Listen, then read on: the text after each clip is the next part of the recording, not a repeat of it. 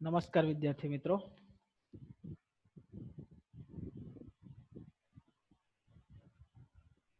TYBA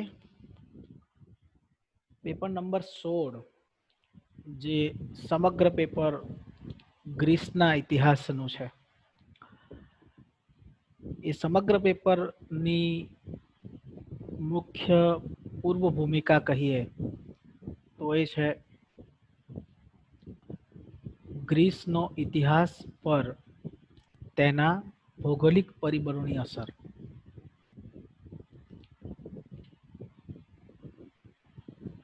આ આખો વિસ્તાર, આ આખો દેશ ભારતના વિદ્યાર્થીઓ માટે અલગ વિષયનો છે.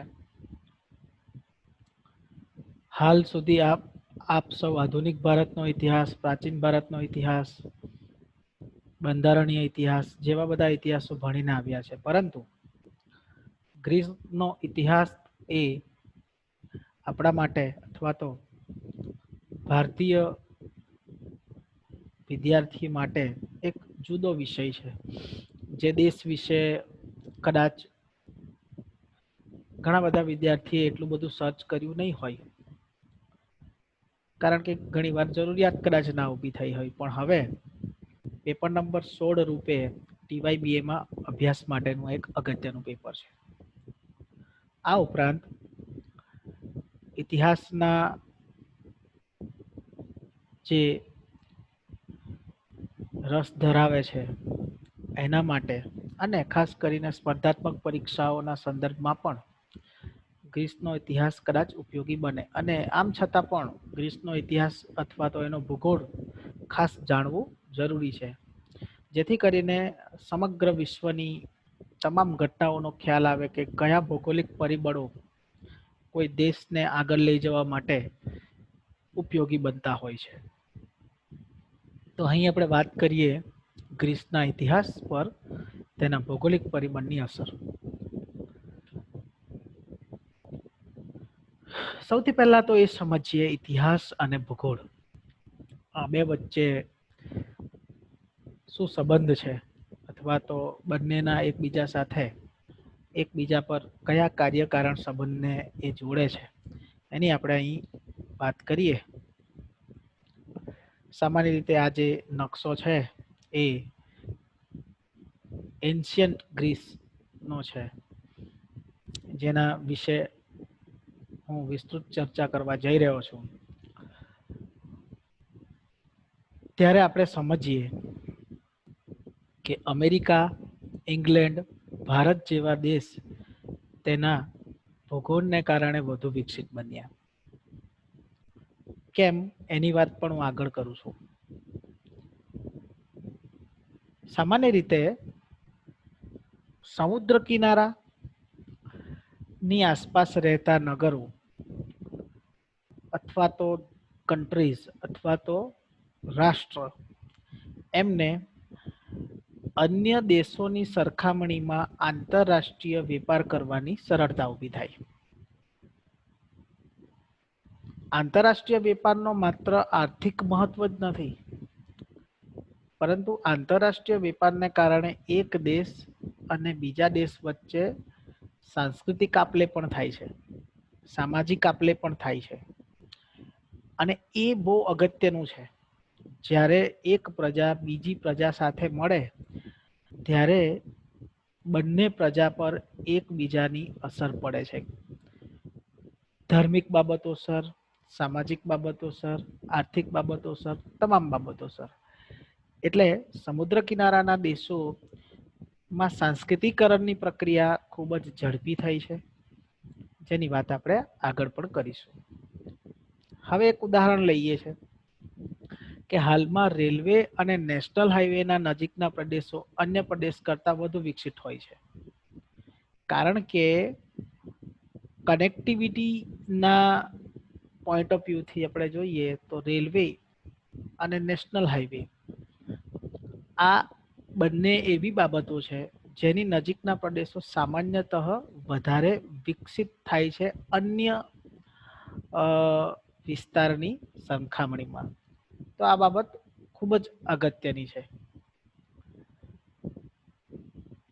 સુરત હોય કે અમદાવાદ હોય, વાપી હોય, ભરૂચ હોય, અંકલેશ્વર હોય, વડોદરા હોય, આ બધા નગરો એ માટે આજે વધારે વિકસિત થઈ રહ્યા છે, કારણ કે આ તમામ પ્રદેશો પાસે નેશનલ હાઈવે છે, એમના નજીકથી પસાર થાય છે, અથવા તો પશ્ચિમ રેલવે જેવી સૌથી ઝડપી રેલવે લાઇનની નજીક આવેલા નગરો છે.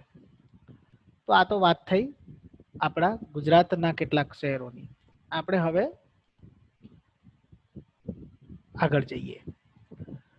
મધ્ય એશિયામાં આપ જોઈ રહ્યા છો કે કેટલાય વખતથી સામાન્ય જન પરિસ્થિતિ નથી. કેમ? કારણ કે મધ્ય એશિયામાં તેલ એટલે કે જે કાચું તેલ છે એ પુષ્કળ માત્રામાંથી મળે છે. હવે તેલના કારણે ત્યાં એક જબરદસ્ત તમને આપ સૌને આપણે જોઈ રહ્યા છે કે ત્યાં માફિયાગીરી જબરદસ્ત રીતે વધી છે. એ જ રીતે આફ્રિકામાં હીરાને કારણે આજે ખરાબ પરિસ્થિતિ છે. તો આટલા ભૌગોલિક રીતે જે સમૃદ્ધ પ્રદેશો છે એ બંને પ્રદેશોમાં આજે રાજકીય સ્થિતિ અથવા તો જનમાનસની રહેણી કરણીની સ્થિતિ ખૂબ જ દયનીય સ્થિતિમાં મુકાઈ છે. તો આ પણ એક અગત્યની બાબત છે. ઘણા બધા દેશોથી આનો આર્થિક લાભ પણ જબરદસ્ત થયો છે. દાખલા તરીકે યુએઆઈના જેટલા દેશો છે ત્યાં પ્રજાજીવનનું સ્તર ખૂબ જ ઉપર આવ્યું છે. તો એમના ભૌગોલિક માળખામાંથી મળી આવતા આ અનમોલ તેલ અને હીરાને કારણે આજે એ આર્થિક સ્થિતિ સારી છે, અથવા કેટલાક વિસ્તારોમાં આર્થિક લોકજીવન ખરાબ છે, તો એનું કારણ પણ એ જ આપણે જોઈ શકીએ છીએ. તો ઇતિહાસ અને ભૂગોળની અસર અથવા તો એકબીજાનો જે એકબીજા પર ભાર છે, બરાબર. ઇતિહાસ અને ભૂગોળ વગર આપ ઇતિહાસને ના સમજી શકો, એમ એકબીજાને ગાઢ સંબંધો રહેલા છે. તો ગ્રીસના સંદર્ભમાં આ કઈ રીતે અગત્યનું બને છે એ પણ જોઈએ. ગુજરાતના વિકાસમાં પણ આપ જુઓ કે અન્ય સ્ટેટ કરતા ગુજરાતનો વિકાસ એ માટે સારો છે કારણ કે ગુજરાત પર અસંખ્ય નદીઓ છે. એકદમ નવસારી પૂર્ણાથી આપણે ચાલુ કરીએ, સુરતમાં તાપી, ભરૂચમાં નર્મદા, વડોદરામાં વિશ્વામિત્રી, આણંદમાં મહી, ખેડામાં વાત્રક અને અમદાવાદ પહોંચતા સાબરમતી. તો તમામ જે નદીઓ છે એ નદીઓને કારણે નાના નગરો ગુજરાતમાં ખૂબ જ વિસ્તૃત બન્યા છે. સૌરાષ્ટ્રમાં પણ એટલી જ નદીઓ છે, ઉત્તર ગુજરાતમાં પણ એટલી નદીઓ છે. તો એની સાથે સાથે ગુજરાતની ફળદ્રુપ જમીન છે. બીજું, ગુજરાત પર 1600 કિલોમીટરથી વધારે સમુદ્ર કિનારો છે. તો આ તમામ બાબતોની ગુજરાતના ભૂગોળને કારણે ગુજરાતની સ્થિતિ અન્ય રાજ્યોની સરખામણીમાં ખૂબ જ સવિશેષ બને છે. હવે એ જ પરિપ્રેક્ષ્યમાં આપણે ગ્રીકના ઇતિહાસને સમજવાની જરૂર છે.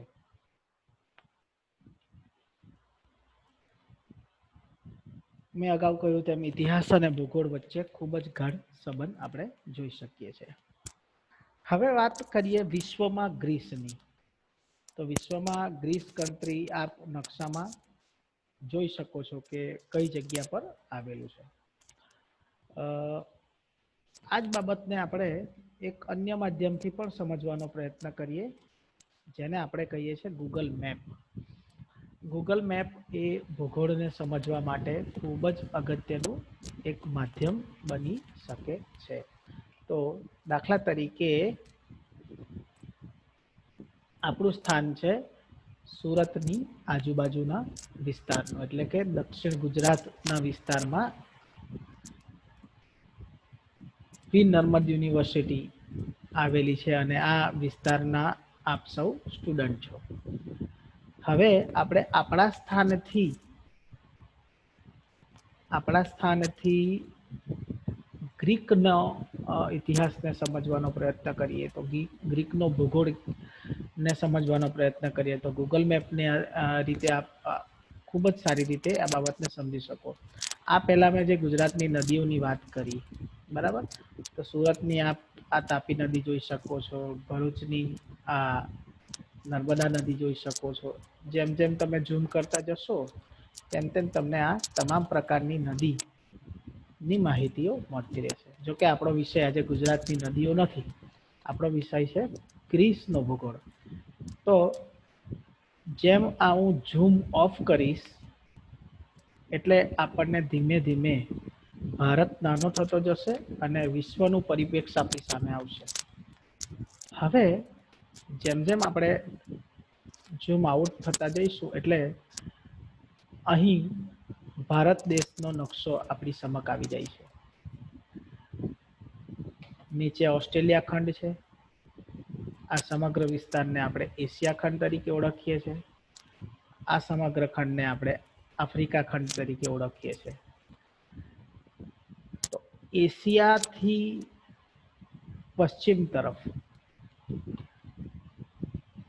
દક્ષિણ આફ્રિકાથી ઉત્તર તરફ અને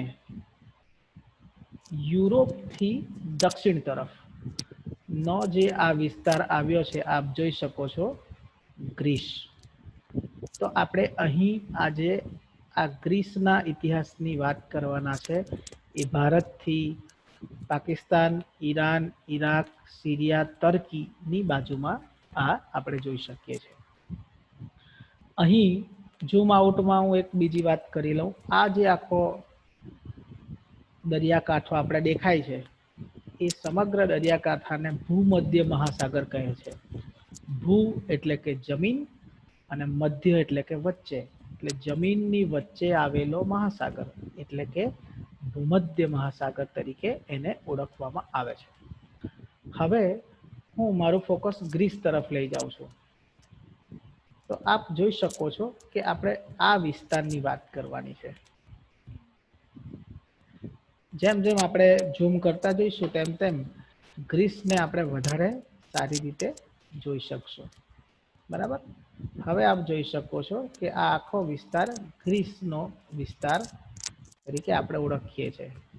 અને અહીં આપ જોઈ શકો છો કે આ આખો વિસ્તાર જે છે એ આ યુરોપના દેશો, જેને આપણે અહીં જોઈ લઈએ. આ સમગ્ર ઇતિહાસ અથવા તો આ Australia, France, Spain, Portugal, United Kingdom, Ireland એટલે કે ઇંગ્લેન્ડ, પોલેન્ડ, આ તમામ યુરોપનો વિસ્તાર તરીકે જે ઓળખાય છે એ આખા યુરોપના ઇતિહાસ પર, એટલે કે આજે જે કંઈ યુરોપની સંસ્કૃતિ છે એના ઇતિહાસ પર આ બે સ્ટેટની જબરદસ્ત અસર છે. એક ઇટાલી એટલે કે રોમ, જેનો અભ્યાસ આપણે પેપર નંબર 22માં સેમિસ્ટર 6માં કરવાનો છે, અને હાલમાં આપણે અભ્યાસ કરવાનો છે ગ્રીસનો. તો આપ જોઈ શકો છો કે ગ્રીસનું જે ભૌગોલિક સ્થાન છે એ જ આપણને બતાવે છે કે ગ્રીસનો વિકાસ શા માટે થયો. નંબર 1 આપ જોઈ શકો છો, જેની મેં વાત કરી કે 3 મહાન સંસ્કૃતિની મધ્યમાં આ સ્થાન આવેલું છે. નંબર 1 એક જે સંસ્કૃતિ છે એ એશિયાની સંસ્કૃતિ, નંબર 2 આફ્રિકાની સંસ્કૃતિ અને નંબર 3 યુરોપની સંસ્કૃતિ. તો આ 3 સંસ્કૃતિના ખૂબ જ નજીક આ સ્થાન આવેલું છે. એટલે જ્યારે એ પ્રજા અન્ય પ્રજા સાથે મળે છે ત્યારે, કારણ કે એમને અન્ય પ્રજાને મળવાનો ચાન્સ વધી જાય છે, પરિણામે એ અન્ય પ્રજા સાથેના સંસ્કૃતિકરણને કારણે એ પ્રજામાં પોતાનું સુસંસ્કૃતિકરણ ઊભું થાય છે. હવે ગ્રીસે આ બધા દેશો પાસે શા માટે જવું પડ્યું? તો એનું કારણ આપ જોઈ શકો છો કે ગ્રીસ એક દરિયા કિનારે આવેલા ટાપુનો વિસ્તાર છે, અને મેદાની આપ જોઈ શકો છો કે નાના નાના ટાપુઓ વચ્ચે આ નગરો આવેલા છે. હવે આ તમામ આ નગરો આવેલા છે, એના કારણે શું થાય કે જે પ્રકારની ખેતી ભારતમાં મેદાની પ્રદેશોમાં થાય એ પ્રકારની ખેતી અહીંયા થવી મુશ્કેલ છે. પરિણામે ખેતી અને જીવન જરૂરિયાતના સંસાધનો માટે એમણે જુદી જુદી દિશાઓમાં આ બાજુ આ બાજુ આ બાજુ બધી જગ્યાએ પોતાના પ્રયત્નો કરવા જરૂરી પડ્યા. પરિણામે એ જ પ્રયત્નોને કારણે એ વિભિન્ન વિસ્તારોમાં ગયા. ગ્રીસથી છેક સિકંદર ભારત સુધી આવ્યા. તો આ તમામ જે શોધખોળ હતી એ જીવન જરૂરિયાત માટે પણ હતી. સંસ્કૃતિકરણનો જે ખ્યાલ છે એ તો એની સાથે વિકસ્યો જ, પણ જીવન જરૂરિયાત અને બાકીની તમામ સંભાવનાઓ એ હતી ગ્રીકના ભૂગોળમાં, જે ગ્રીસને વૈશ્વિક પ્રાચીન મહાસત્તા તરફ લઈ ગઈ. હવે અહીં એક બીજી અગત્યની વાત ઉમેરી લઈએ કે ગ્રીસ એ સમગ્રતયા મોટે ભાગે દરિયા કિનારે આવ્યું હોવાથી અહીં સૌથી પહેલા સફળ નાવિકો અસ્તિત્વમાં આવ્યા, યુરોપની સરખામણી જ્યારે કરીએ ત્યારે. કારણ કે બીજા દેશો આપ જુઓ તો હંગેરી હોય કે ઓસ્ટ્રિયા હોય કે સર્બિયા હોય, આ બધા દેશો સામાન્ય રીતે દરિયા કિનારે નથી. પરિણામે ત્યાં જે પ્રકારના નાવિકો પેદા થવા જોઈએ એ સામાન્ય રીતે નહીં થાય.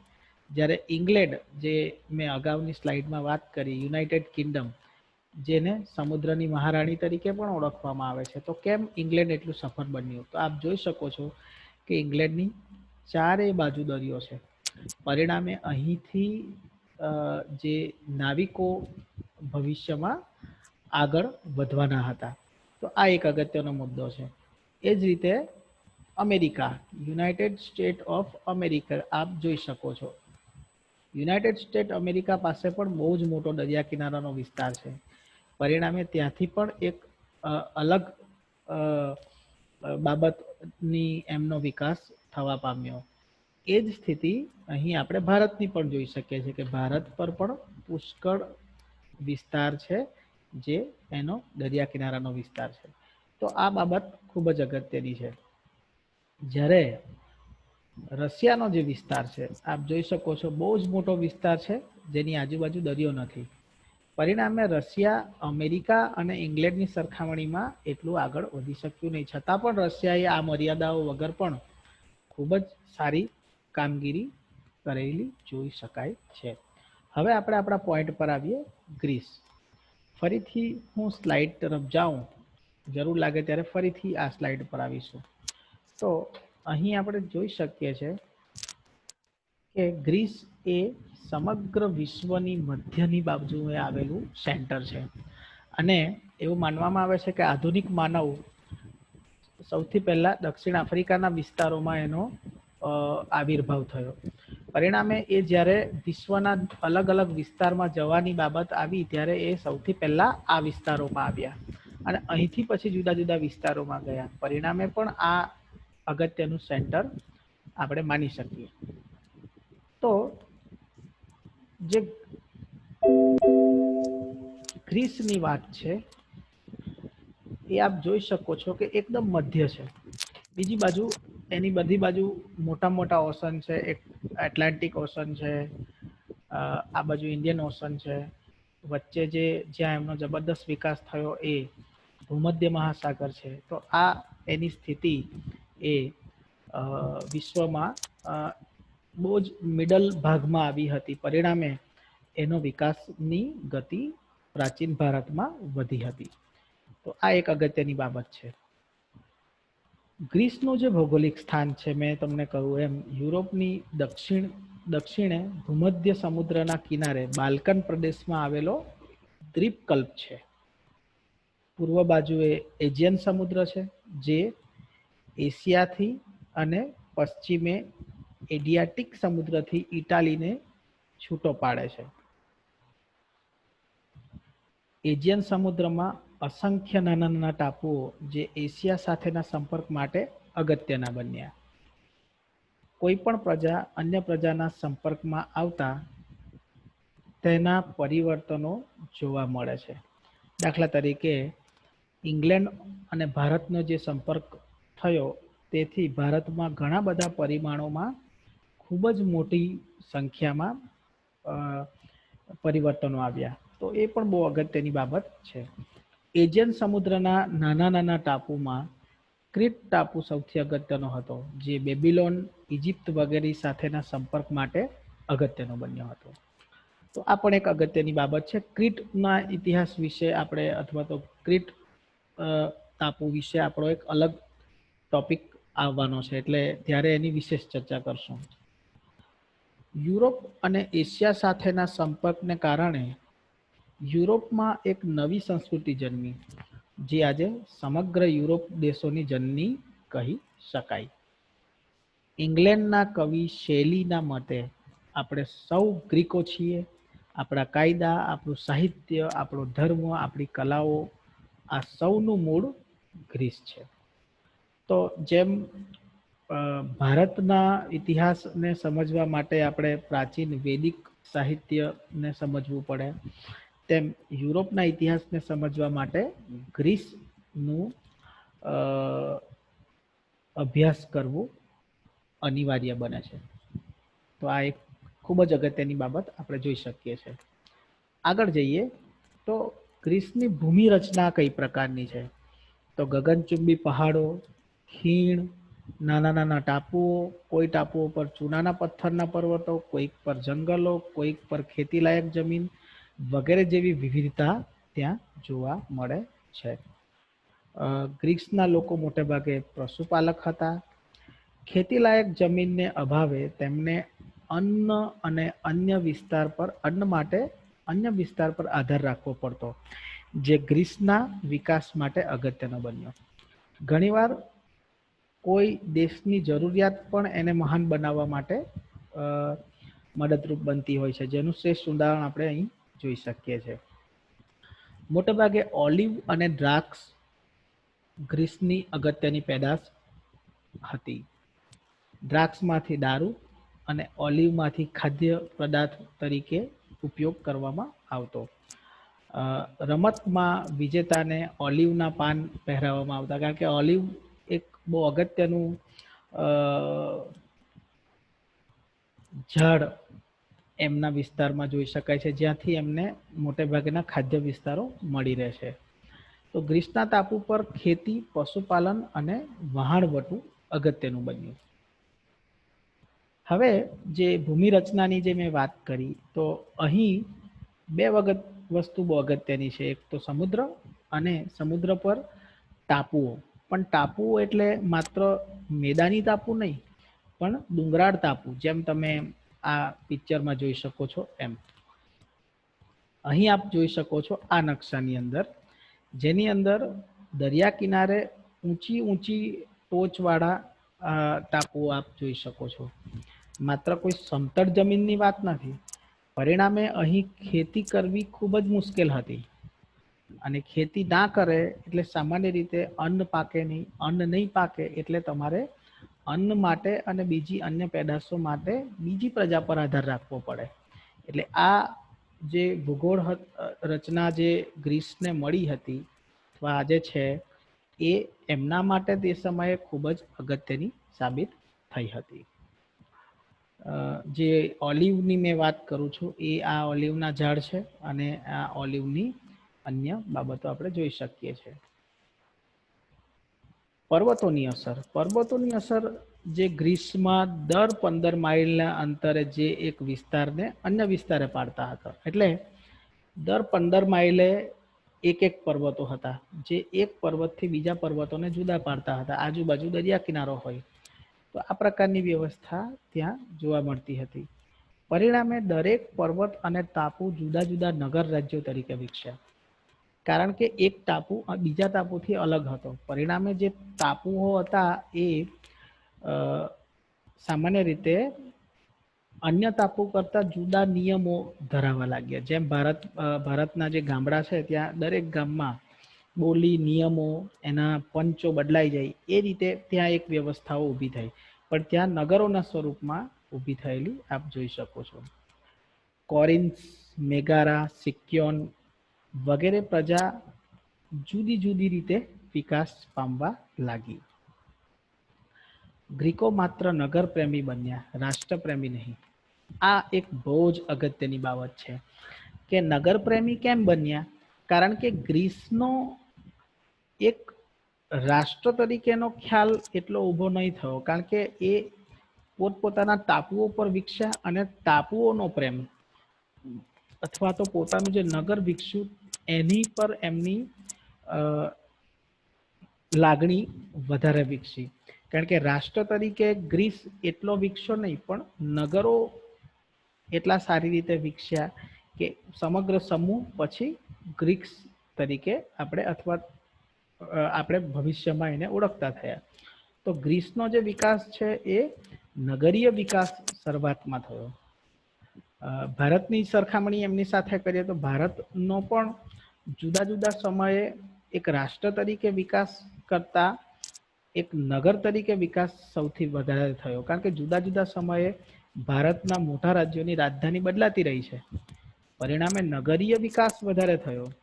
અને ભારત તરીકેનો જે ખ્યાલ છે એ લગભગ 1757ના ભારતમાં અંગ્રેજોના આગમન પછી ધીમે ધીમે ધીમે ધીમે પ્રબળ બનવા લાગ્યો, જે 1947માં એક સમગ્ર સંઘ દેશ તરીકે વિકસ્યો. એ પહેલા એક હિન્દ વિસ્તારની કલ્પના હતી, પરંતુ નગરીય વિસ્તારની કલ્પના પણ ભારતમાં જબરદસ્ત હતી. તો ગ્રીસની જ્યાં સુધી વાત છે, તો ગ્રીસના લોકો રાષ્ટ્રપ્રેમી કરતા નગરપ્રેમી વધારે બન્યા. સમુદ્રની અસર સામાન્ય રીતે આપણે સમજી શકીએ છીએ કે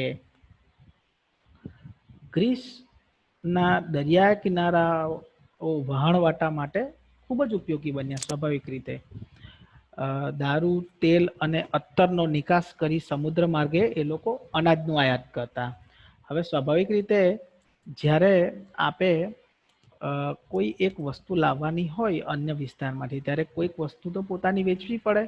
એટલે જે કઈ વસ્તુ એ લોકોને ત્યાં મળતી હતી એ વસ્તુને એમણે વેચી અને સમુદ્ર માર્ગે એ લોકો અનાજનું આયાત કરવા લાગ્યા. ક્રીટના માટીના વાસણો પણ ખૂબ જ વખણાતા હતા. ગ્રીસને તેની જરૂરિયાત માટે વિસ્તારવાદી નીતિ અપનાવી અને તે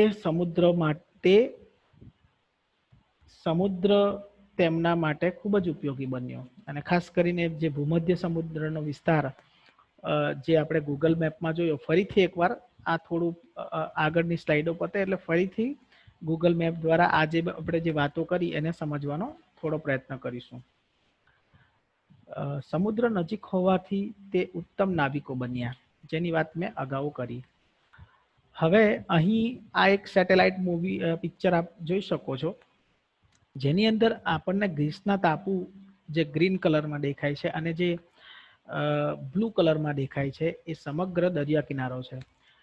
આ સ્થિતિ ગ્રીસના લોકોને નાવિકો બનાવવા માટે એકદમ ઉત્તમ ભૌગોલિક સ્થિતિ છે, અને એના કારણે જ આ વિસ્તારના લોકો સારામાં સારા નાવિક પ્રાચીન વિશ્વમાં બની શક્યા.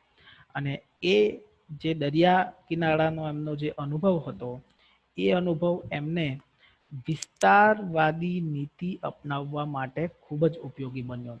પરિણામે પ્રાચીન સમયમાં ગ્રીસના લોકો વધારે વિસ્તાર કરી શક્યા પોતાના રાજ્યનું. તો આ એક બાબત અહીં નોંધનીય છે કે સમુદ્રની અસર કઈ રીતે પડે છે. સમગ્રતા આજે આખો આ ટોપિક છે કે ગ્રીસના ભૂગોળની એના ઇતિહાસ પર શું અસર પડી, એની વાત અહીં વધારે સવિશેષ આપણે કરીએ છીએ. ગ્રીસની આબોહવા. હવે ગ્રીસની આબોહવાની જે વાત છે એમાં હેરોડોટસના મતે કુદરતે ગ્રીસને ખૂબ જ શાંત ઋતુની ભેટ આપી છે. ગ્રીસની આબોહવા સમુદ્ર કિનારે વરસાદી અને આરોગ્યપ્રદ હતી.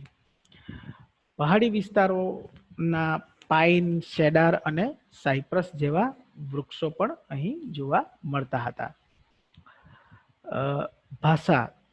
તો ગ્રીસની સમગ્ર જ્ઞાતિના લોકો, મોટે ભાગે હેલન જ્ઞાતિના લોકો અહીં પ્રાચીન સમયે વસતા હતા અને એમની મુખ્ય ભાષા ગ્રીસ હતી.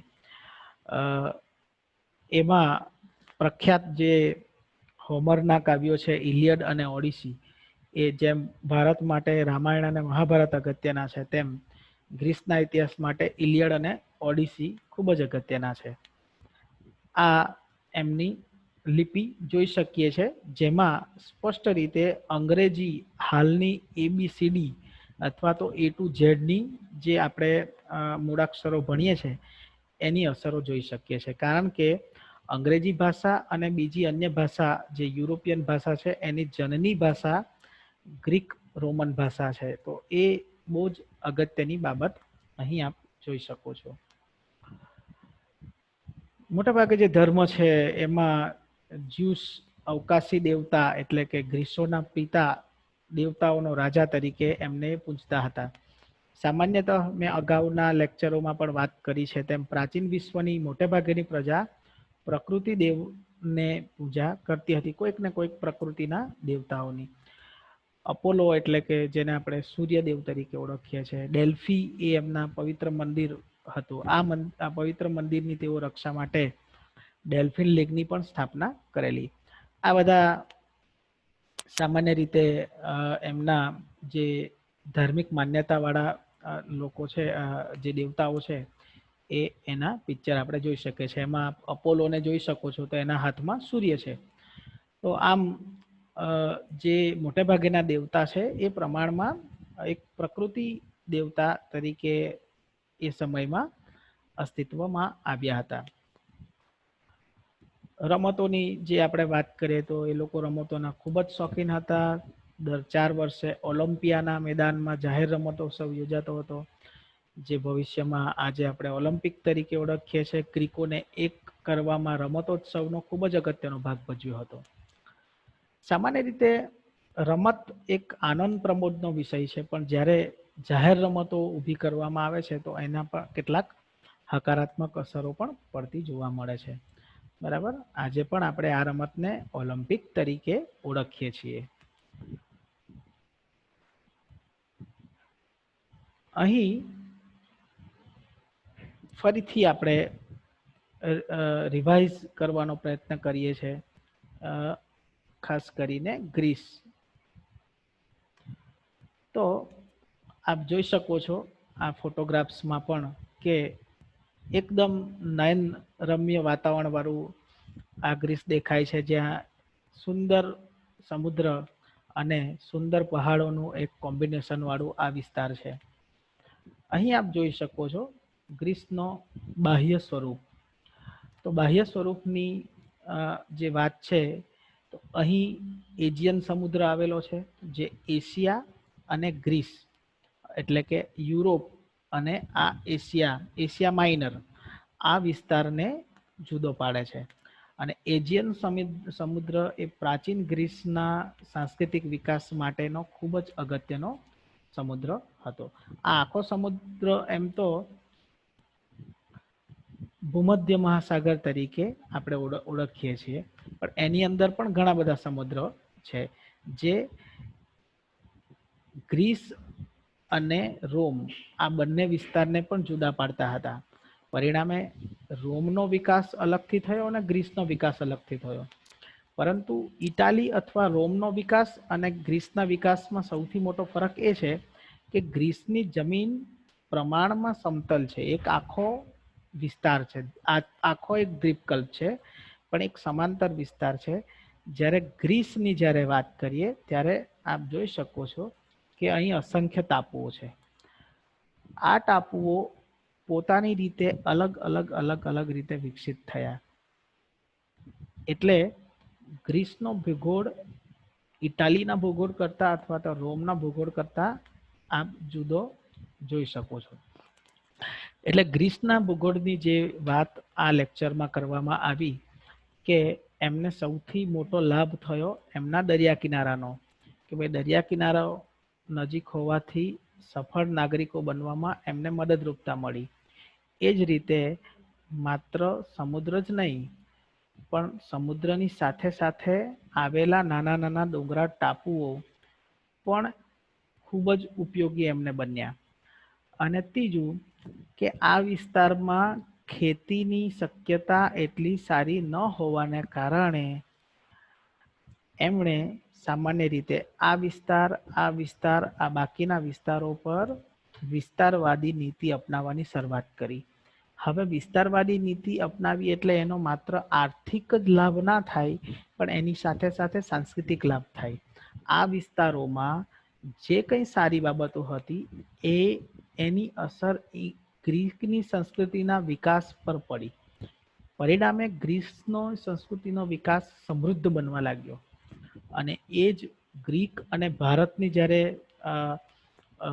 જ્યારે એકબીજાને મળ્યા ત્યારે બે મહાન સંસ્કૃતિ ભેગી થઈ, અને પરિણામે ભારતમાં ઘણી બધી બાબતો નવી અસ્તિત્વમાં આવી. ખાસ કરીને ભારતમાં મૂર્તિકલાના વિકાસ માટે ગ્રીસના લોકોનો ખૂબ જ અગત્યનો ફાળો છે, કારણ કે ભારતમાં ગાંધાર અને મથુરા શૈલીની બુદ્ધ ભગવાનની મૂર્તિ સૌપ્રથમ બનવા પામી. પછીથી ધીમે ધીમે બધી મૂર્તિઓ બની.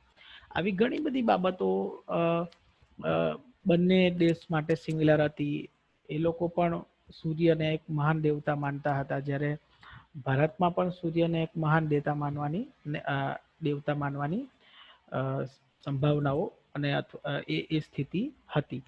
તો આ સમગ્રતયા આપણે જોઈએ તો ગ્રીસ એ પ્રાચીન વિશ્વમાં વિકાસ પામ્યો એનું એક મોટું અગત્યનું કારણ હતું વિશ્વમાં ગ્રીસનું સ્થાન અને એનો ભૌગોલિક વારસો. આ ગૂગલ મેપ અને આ સ્લાઇડ દ્વારા અથવા તો આ માહિતી દ્વારા મારો આશય ગ્રીસના ઇતિહાસને વિદ્યાર્થીઓ સામે ખુલ્લો મૂકવાનો હતો. અને ગ્રીસના ઇતિહાસનું પેપર જ્યારે આપણે ભણવાના છે એ પહેલાં આપ સૌ ગ્રીસનો ભૂગોળ જાણો એ ખૂબ જ જરૂરી છે. જો આ ભૂગોળ તમે ના જાણો તો કદીય ગ્રીસનો ઇતિહાસ તમે સારી રીતે સમજી શકવાના નથી. એટલે ફરીથી તમને જ્યારે ટાઈમ મળે ત્યારે આ નકશાને જુઓ, ગ્રીસનો નકશાને જુઓ, ત્યાં કયા કયા વિસ્તાર છે, કઈ કઈ પર્વત છે, કઈ કઈ સ્થિતિ છે, અને પ્રાચીન ભારતમાં એવી તો કઈ સ્થિતિ હતી કે આ દેશ આટલો વિકસિત બન્યો અથવા તો વિકાસશીલ બન્યો. તો એ તમામ બાબતો આપ આ ભૂગોળને સમજ્યા બાદ સમજી શકો છો. ખૂબ ખૂબ આભાર. મને લાગે છે ત્યાં સુધી ગ્રીસ વિશે મેં સામાન્ય માહિતી આપવાનો પ્રયત્ન કર્યો છે. તો આપ સૌનો ખૂબ ખૂબ આભાર. હું Urvik Patel, assistant professor, government arts and commerce college Kachhal, આપ સૌનો ખૂબ ખૂબ આભાર માનું છું.